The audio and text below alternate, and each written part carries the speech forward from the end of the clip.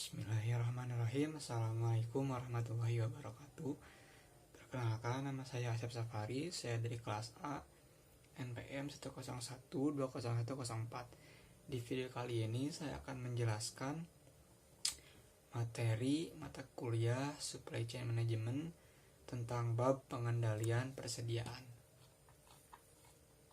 Pengendalian persediaan. Menurut Sunyoto, sistem pengendalian persediaan dapat didefinisikan sebagai serangkaian kebijakan pengendalian untuk menentukan tingkat persediaan yang harus dijaga.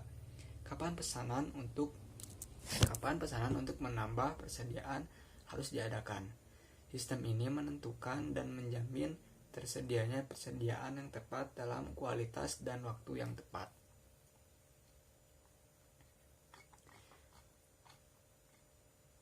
Lalu ada overstock dan stock out.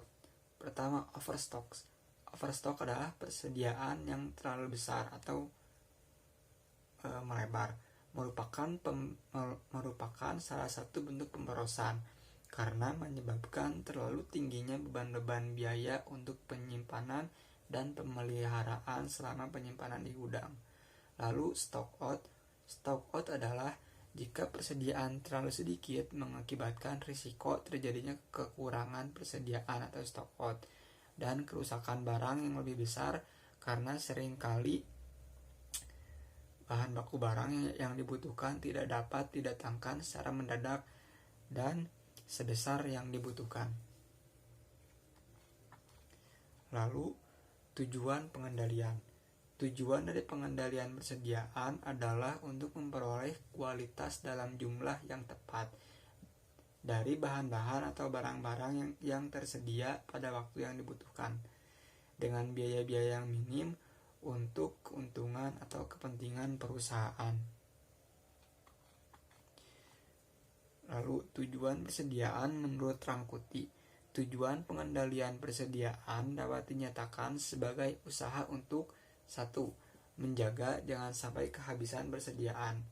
Lalu yang kedua, untuk supaya pembentukan persediaan stabil. Dan yang ketiga, menghindari pembelian kecil-kecilan. Yang keempat, pemesanan yang ekonomis. Lalu aspek pengendalian. Aspek pengendalian ada 3. Pertama, sistem pengadaan persediaan.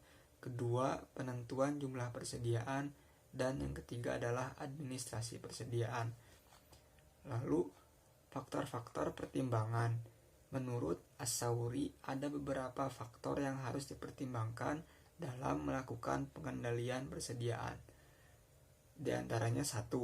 Adanya fasilitas pergudangan yang cukup luas dan teratur.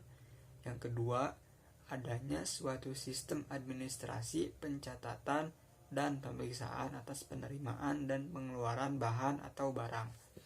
Yang ketiga, sumber daya yang menguasai sistem, adanya pengendalian persediaan yang digunakan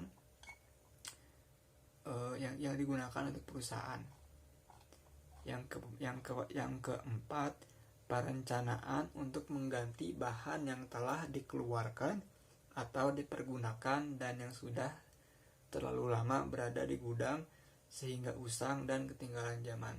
Yang kelima, informasi dari bagian produksi tentang sifat teknis barang, daya tahan produk, dan lamanya produksi.